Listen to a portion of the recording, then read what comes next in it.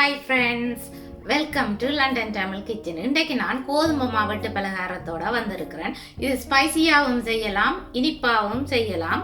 நான் ஸ்பைசியான முறை தான் நான் இன்றைக்கு செய்து காட்டுறேன். உரைப்பான கோதுமை மா பலகாரம் எப்படி செய்கிறேன்னு சொல்லி ஸ்டெப் பை ஸ்டெப் பார்ப்போம் வாங்க. கோதுமை மாவட்டு பலகாரம் செய்கிறதுக்கு இந்த பிளேன் ஃப்ளவர் எடுத்து வச்சிருக்கிறேன். மாயரின் அல்லது பட்டர், உப்பு, தண்ணி, இவ்வளோ பொருட்களும் தேவை. 2 சுண்டு மா எடுக்கிறேன். கிராம் கணக்கில் 400 கிராம் பச்சை கோதுமை மா,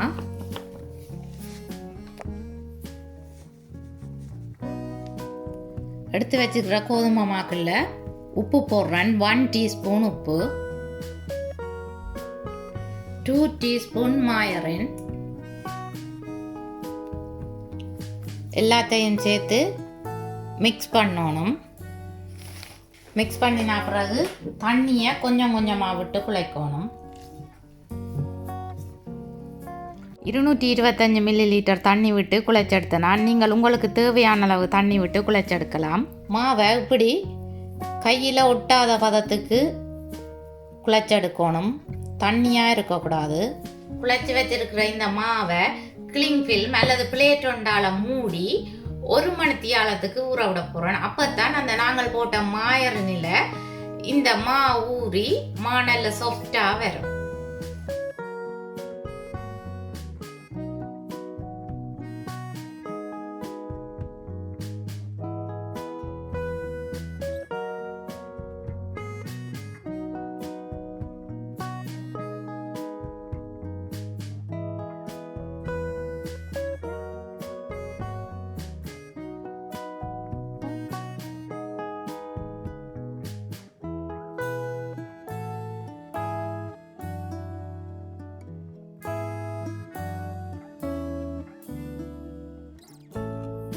மாவை இப்படி நல்லா மெல்லிசா உருட்டி எடுத்துட்டேன். இனி கத்தி அல்லது பீஸா கட்டரால் வெட்டி எடுக்கணும். உங்களுக்கு விருப்பமான ஷேப்பில் நீங்கள் வெட்டி எடுக்கலாம். நான் டைமண்ட் ஷேப்பில் வெட்டி எடுக்கிறேன். பீஸா கட்டரண்டா ஈஸியாக இருக்கும் வெட்டி எடுக்கிறதுக்கு. மீடியம் ஹீட்டில் ஆன் பண்ணி விட்டுட்டு எண்ணெய் கொதிக்க வச்சிருக்கிறேன். எண்ணெய் கொதிச்சா பிறகு இந்த வெட்டு பலகாரத்தை எண்ணெய்க்குள்ளே போடுறேன். பரவி போடணும், ஒரே இடத்தை போடாமல். எப்படி பொங்கி வருதுன்னு பார்த்தீங்களா? கொஞ்ச நேரம் பொரிஞ்சா பிறகுதான் நாங்கள் இதை கிளறி விடணும். இடைக்கிட கிளறி விடணும். அப்போ தான் 2 கலவும் பொரிஞ்சு வரும். அல்லது ஒரு சைட் பொரிஞ்சு ஒரு சைட் இலகல் மாதிரி இருக்கும். எண்ணெய் நுரை அடங்கி இந்த வெட்டு பலகாரம் மிதந்து கொண்டு இருக்கும். அதோட கலர் பொன்னிறமாக இருக்கும். இப்படி இருக்கேக்க நாங்கள் வடிச்செடுக்கலாம். இப்படி கையால் அமர்த்தி பார்த்தா ஹாட்டாக இருக்கணும். நசிஞ்சுதுன்னு சொல்லி சொன்னால் நீங்கள் கொஞ்சம் நேரம் பொரிய விடணும். இது காட்டாக இருக்குது, நான் வடித்து எடுக்கிறேன்.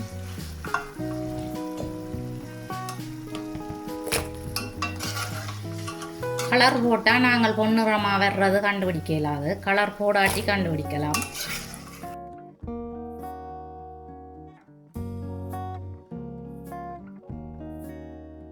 வெட்டு பலகாரம் பொரிச்செடுத்தாச்சு.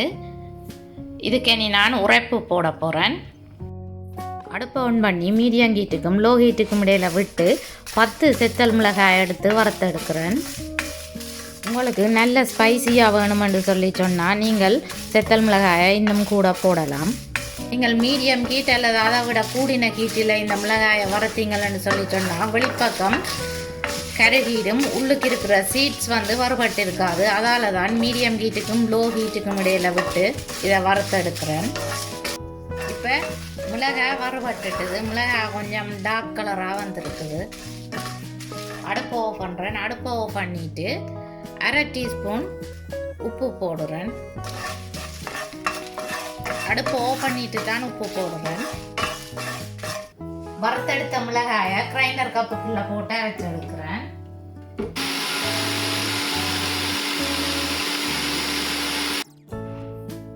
மிளகாயை நல்லா ஸ்மூத்தாக அரைச்செடுக்கணும். அப்படியே வடிவ அரைவடையிலேன்னு சொல்லி சொன்னால் அரிசட்டால் அரைச்செடுத்து போடணும்.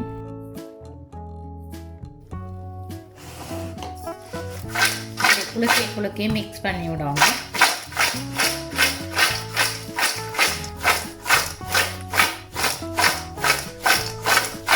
ஸ்பைசியான வெட்டு பலகாரம் ரெடி. ஸ்பைசியான வெட்டு பலகாரம் எப்படி இருக்குன்னு பார்த்தீங்களா? வெட்டு பலகாரம் இப்படி வந்திருக்குன்னு பாருங்க.